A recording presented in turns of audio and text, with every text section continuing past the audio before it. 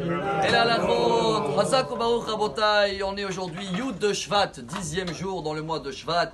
Une grande journée, pas seulement pour les Chabad. C'est vrai que dans l'année 1950, il y a 70 ans, le beau-père du Rabbi de Lubavitch, qui était le 6e dans la génération Chabad, a quitté le monde. Et l'année d'après, le Rabbi Menachem Mendel Schneerson, qui a pris la relève et qui nous a enseigné un grand message pour aujourd'hui. C'est le premier discours, un Mahamar très connu qui s'appelle Batilegani. Et là-bas, il nous apprend que après la faute de Adam et Ève, la présence divine est montée au 7e siècle, on dit en français. Hein. Ça existe en hébreu, Shiva Rekim, il y a des noms, Shamaim, Shehakim, Zvul, Machon. Et comme la présence divine, elle était très haut, il fallait attendre Abraham qu'il a pu descendre de la 7e à la 6e.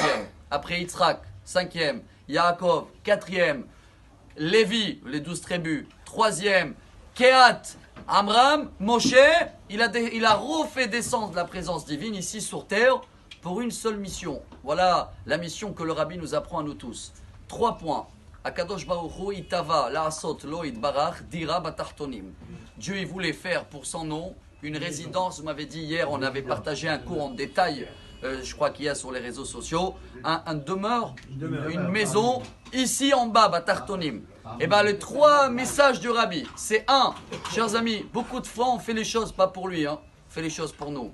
Ce sera que je pense pour mon paradis, qui est marqué nulle part dans la Torah, le Olam Haba. Alors quand je fais que pour mon intérêt, et je fais pas pour l'intérêt de Dieu, ce qui veut dire je pense pas à les autres, et ça s'appelle pas de faire pour lui. 2, il faut que ce sera fixe comme une maison, un demeure, pas comme une tente. Un jour je suis avec lui, un jour je suis contre lui. 3, Batartonim, ça veut dire dans les petits détails. C'est là-bas où on va trouver les messages de Dieu. Pas besoin d'aller chercher, je veux ça, et les valeurs numériques et la Kabbalah. Et des fois tu plonges tellement haut, tu montes tellement haut que tu risques de rester là-bas.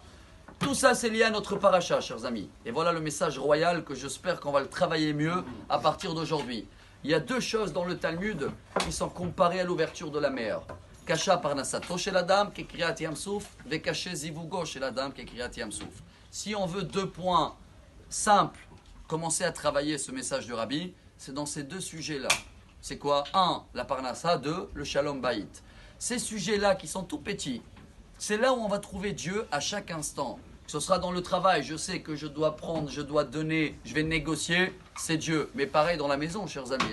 Quand je vois dans le miroir des choses qui ne me conviennent pas, je vais essayer non-stop de vouloir prendre et pas vouloir donner.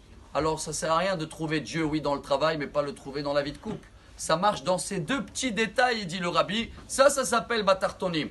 Là, ça va, on va déménager, on va habiter avec Dieu tous les jours. Et ça s'appelle faire les choses pour lui. Si on arrive à travailler ces 3 points, chers amis, que le Rabbi, il y a 70 ans en arrière, a nous annoncé ça comme son premier discours, et il a fait partout, n'importe quel juif, n'importe quelle situation, et bien si Dieu veut, je suis sûr qu'on va améliorer notre contact avec Dieu, on va pouvoir vivre avec lui et pour lui, et on va avoir et un bon shalom bayit, et une bonne parnassa, et une excellente journée. Amar Rabbi Elazar, Amar Rabbi Hanina.